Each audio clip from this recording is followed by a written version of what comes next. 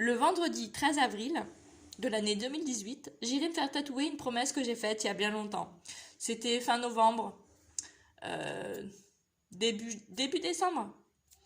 Les anges, dans l'euphorie de la naissance du Christ, c'était en fin de calvaire. Pour annoncer la naissance de Jésus, ont déposé sur terre leur trompette. Une fleur légendaire de l'Amaryllis que je me suis fait tatouer. Me faisant tatouer l'Amaryllis et la promesse d'amour éternel, si je n'évoque jamais mes souvenirs, on peut quand même comprendre que c'est le 25 décembre, la Noël. J'ai fait donc une promesse d'amour éternel à Noël. Et j'avais pour but alors que l'autre, ma moitié, me reconnaisse. Et c'est ainsi que je la porte depuis toujours sur le longe et que je me suis réveillée un 14 avril 2018 à la Saint-Maxime avec cette rosée que l'on récolte au dernier jour, la quintessence, le 21 mai. Jour où l'on fête les Constantin et Helena très célèbre pour ce calvaire, vendredi. Et j'irai offrir alors à ma tatoueuse un rosaire, les Je te salue Marie 150 fois. Ave Maria.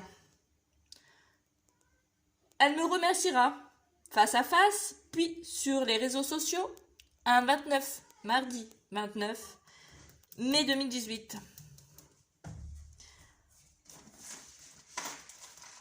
Tic-tac, tic-tac. Donc il y a des personnes des fois qui se sont moquées de mon tatouage, mais moi, la promesse d'amour éternel à Noël, une fleur qui représente à jamais l'an 0, histoire de remettre les pendules à l'heure. Je la porte depuis le vendredi 13 et depuis toujours. Donc oui, les jours, s'ils ne sont pas marquants pour vous, pour moi, ils le sont.